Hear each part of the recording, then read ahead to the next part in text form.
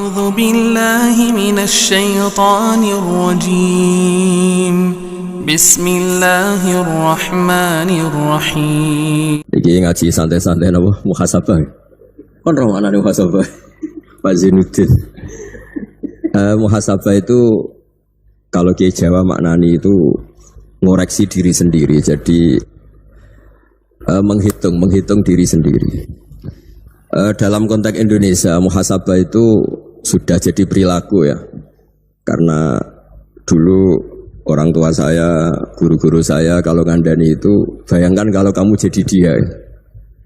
Jadi misalnya kita mentang-mentang atasan, otoriter sama bawahan. Bayangkan kalau kamu jadi yang bawahan itu kayak apa? Laukun tamakanah, kalau orang Arab bilang, bayangkan kalau kamu di posisi dia.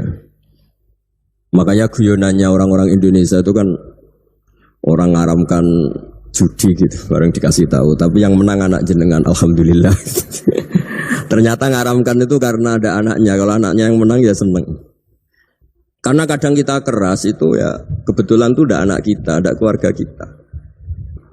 Jangan-jangan kita didikte hukum sosial gitu. Jadi orang yang salah, kebetulan tuh orang yang menservis kita. Atau keluarga kita, atau orang dekat kita. Jangan-jangan semangat kita mintakan ampun. Tapi kalau sama orang lain, kebetulan musuh kita semangatnya minta itu kena azab.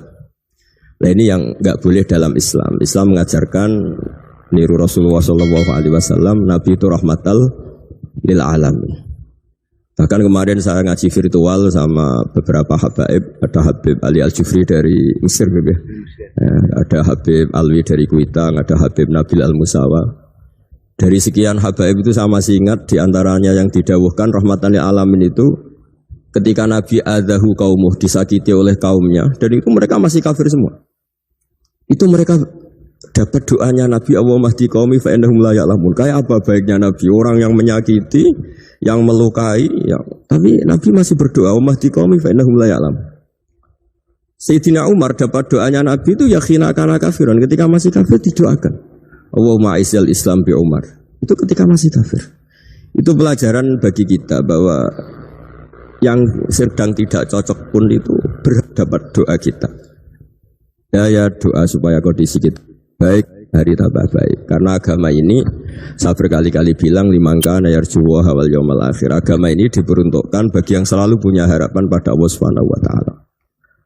Saya cerita muhasabah ini tentang hubungan kita dengan Allah. Di Indonesia itu banyak orang fasik, banyak orang nakal. Ya di mana-mana orang nakal itu ya mayoritas, wa aksaruhum fasikun.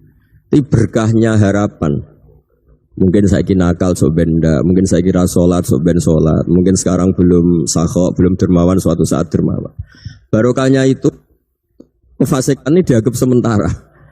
Sedang fasik, sedang tidak benar. Karena kiai-kiai kita, para guru-guru kita, para habaib utamanya itu mesti bilang semoga husnul khotimah. Nah barokahnya doa itu semoga husnul khotimah itu menjadikan satu pola sosial. Yang sedang fasik ini masih diharapkan jadi lebih baik, jadi lebih. Sehingga kita tidak ngambil sikap ekstrim, ya ingin menghabisi atau ingin mengadili, tidak. Karena selalu kita punya harapan. Dan agama ini limangka nerjuwa wal yaumil akhir. Bayangkan dulu kalau yang nakal itu anak kamu. Pasti kamu gak ingin kan langsung dapat azab, dapat apa. Padahal kita semua jadi tokoh ini abul kulli, bapak dari semuanya.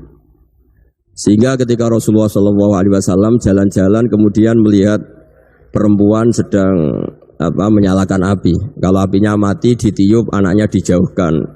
Nanti kalau sudah jauh dari api, anaknya digendong lagi.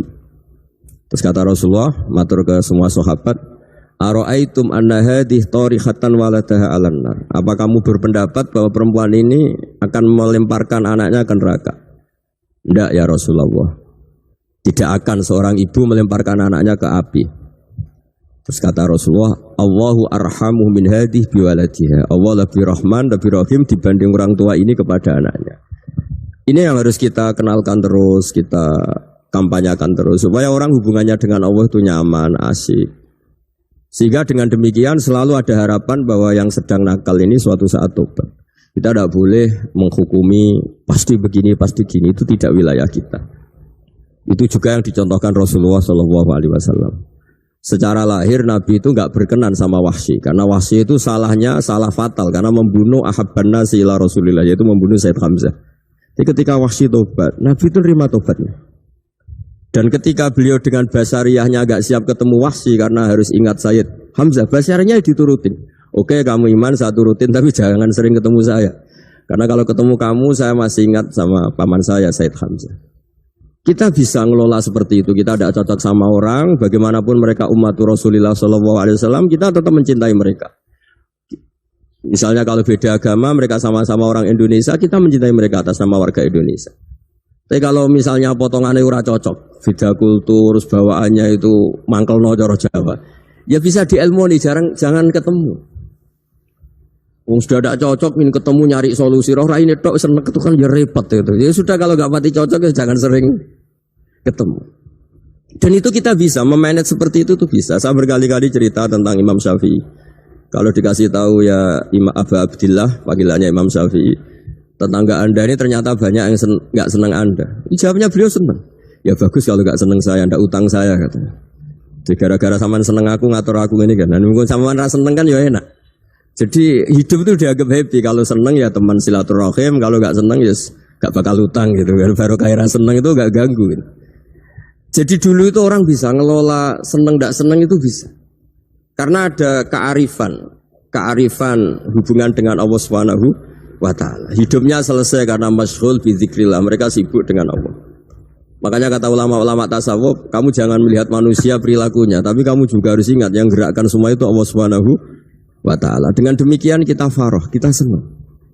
Makanya Nabi kalau ngutus Anas bin Malik kemudian enggak kesampaian yang diinginkan karena Anas main, ketika garwa-garwane Nabi agak tersinggung, Nabi andaikan Allah menghendaki yang saya inginkan kesampaian, pasti itu kesampaian.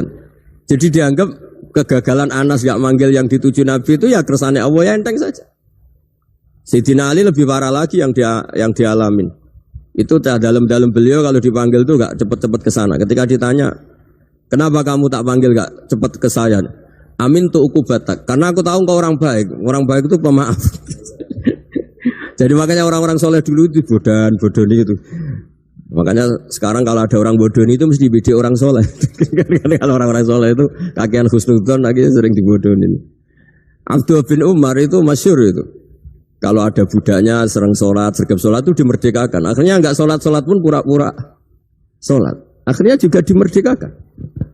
Ketika ditanya, kenapa engkau merdekakan? Padahal mereka sholatnya menipu engkau, kata pembisik-pembisik itu. Man khoda'ana lillah in khoda'na lah. Dia nipu atas nama Allah, berarti saat tertipu juga atas nama Allah. Gak masalah dong, semuanya demi Allah Subhanahu wa Ta'ala. Mensifati Allah Ta'ala itu ghafir. Allah pemaaf. Jangan kamu gak fair untuk diri kamu nyifati Allah ghafir, pada orang lain Allah kamu sifati syadidul iqab. Jadi Allah kamu atur, kayak MC tadi ngatur saya. Jadi Allah itu apa? Kalau pada saya ghafir, kalau pada musuh saya syadidul iqab. Itu tidak fair.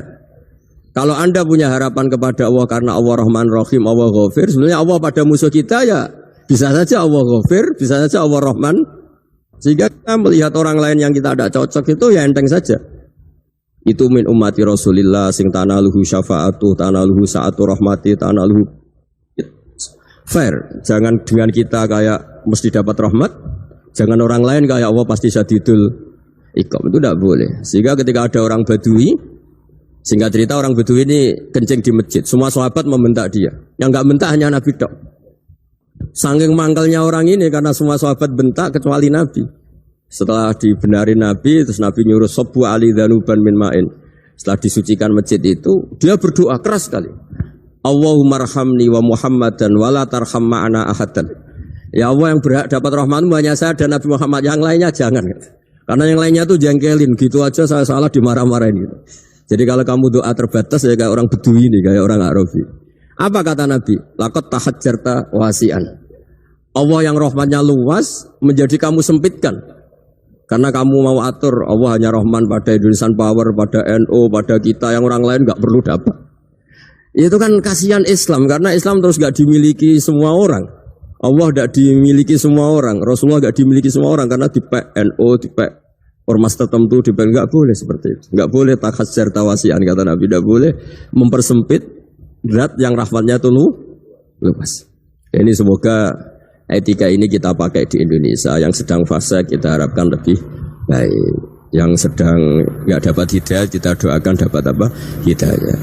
Masyhur kan, makanya tadi saya mohon sama Habib Ali supaya Habib Ahmad supaya tetap mahalul qiyam, tabaruk sama Habib Ali. Di antara doa-doa di Simtud Duror masyhur itu antuqa bilal mudhniba minnah bil ghufran wal musi'a bil ihsan. Jadi harapannya para habaib, para orang-orang baik dulu ya, semoga yang dosa itu dimaafkan, yang sedang salah dibuka, bikin lebih baik. Nabi itu tugasnya juga gitu. Wastaghfir li dzambika walil mu'minina wal mu'minat. Nabi itu tugasnya juga memintakan ampun yang sedang salah. Nah ini cobalah jadi etika kita, muhasabah kita. Jadi muhasabah itu cara berpikir kita set, kita pikir ulang. Ternyata semangatnya seorang nabi itu wastaghfir li dzambika walil mu'minat. Semangatnya itu memintakan ampun. Orang ahli tafsir tahu semua kalau nabi itu tidak mungkin dosa. Jadi itu khitabun lin nabi wa urida bihi ummatu, itu khitab nabi, tapi yang dimaksud itu umatnya, karena nabi tidak akan mengalami dzambun, tidak akan mengalami dosa. Sekarang enggak, kadang-kadang kita ini kalau orang lain salah itu semangat. Kalau di perusahaan ada teman salah, apalagi pimpinan salah itu seneng. Barokahnya salah bisa ganti kan gitu.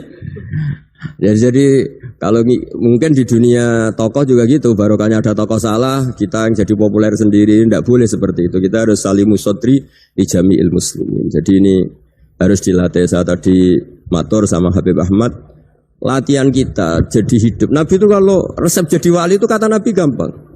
Kata Nabi, kalau kamu ingin disenangin Allah, ya sudah. Kalau kamu asbahta wa amseta gini-gini, perasaan kamu kata Nabi jangan punya perasaan ghil sama orang muslimin. Itu sudah wadzalika min sunnati. Makanya Nabi ngendikan la yablughni ahadun an ahadin sayyan. Ada yang baca la yuballighni ahadun an ahadin sayyan. Seseorang jangan melaporkan ke saya tentang salahnya yang lain. Fa inni akhruju ilaikum wa ana salimus sadri, karena saya ingin ketemu sampean semua dalam keadaan salimus sadri, tidak punya perasaan apa-apa. Karena kalau nurutin pembisik, nurutin informasi itu ya repot, karena orang pasti sepihak. Ada kiai yang top, datang ke kampung-kampung ning desa-desa. Kata yang seneng itu punya akhlak. Wah itu bagus orang besar datang ke kampung-kampung. Kata yang enggak seneng, wah itu jobnya kiai kecil kok diambil, itu kan ya kasihan itu kan sudut pandang. Makanya saya sering bilang, akal kita ini cukup untuk mentasdik Rasulullah Shallallahu Alaihi Wasallam. Meskipun perasaan kita kadang orang Jawa itu beda. Jadi saya mohon muhasabah itu dimulai cara berpikir. Makanya di sini sebetulnya tag ini supaya dapat barokahnya Ihya. Ini kitab yang disenangi para habaib, para ulama. Sebetulnya tag di muhasabah itu redaksinya gini ya, yang lengkap. Hasibu anfusakum qabla an tuhasabu wazinuha qabla an tuzanu wa tahayya'u lil ardil akbar. Jadi ada kata wazinu, jadi ukur. Perilaku Anda ini diukur, ditakar. Misalnya kita sebagai suami kan ya punya hal-hal yang kita tidak ideal. Cara wong Jawa mesti pesek.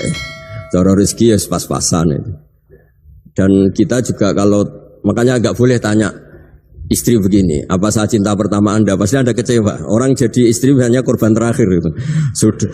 Karena orang kalau ngelamar kemana-mana gak jadian, jadi istri itu pasti korban terakhir itu. Jarang istri pilihan pertama, jarang. Ayo semua yang nikah. Rata-rata itu pilihan Anda pertama Pak, dari sekian ditolak di mana-mana terus. Ya perempuan terakhir. Kamu juga korban terakhir. Gitu. Itu wali-wali dulu kalau ngandani kita itu sederhana. Antal ini masyhur diceritakan Habib Zain bin Sumit dalam kitab Al-Manhajus Sawi. Antalam tajid min nafsika kullama turid. Fa kaifa turidu min ghairika kullama turid. Kamu yang ingin ideal saja kamu tidak menemukan pada diri kamu untuk menjadi ideal. Kamu kan ingin ganteng, ingin punya uang banyak, ingin perilaku Anda sempurna. Anda saja yang punya keinginan tidak bisa mewujudkan keinginan Anda sendiri. Fa kaifa turidu min ghairika ma turid. Jadi antalam tajid min nafsika kullama turid. Fa kaifa turidu min ghairika kullama turid. Kamu yang punya keinginan saja. Misalnya saya ingin punya uang banyak, perilaku saya selalu benar, gak pernah salah. Loh, saya yang ingin saja dengan diri saya gak bisa untuk benar terus. Kok kamu berharap orang lain selalu benar? Jadi antalam tajid ya sama. Kalau kamu menuntut istri kamu itu ramah, neriman, apa kamu neriman sama wajah istri Anda gitu? Engko ya pola neng dindi jajaki sana jajaki sini, kamu sendiri ndak kona apa. Jadi itu nasihat yang luar biasa. Anta lam tajid min nafsika kullama turid, fa kaifa turidu min ghairika kullama turid. Kamu mau menghormati semua orang, enggak mau kan? Kemudian Anda berharap semua orang menghormati. Kamu tidak ingin kan orang lain semua menghujat kamu. Sementara kamu enak aja menghujat orang lain. Makanya Rasulullah SAW itu luar biasa ketika bikin kaidah sosial. Apa la yu'minu ahadukum hatta yuhibba li akhihi ma yuhibbu li nafsihi. Alhamdulillahi Rabbil Alamin.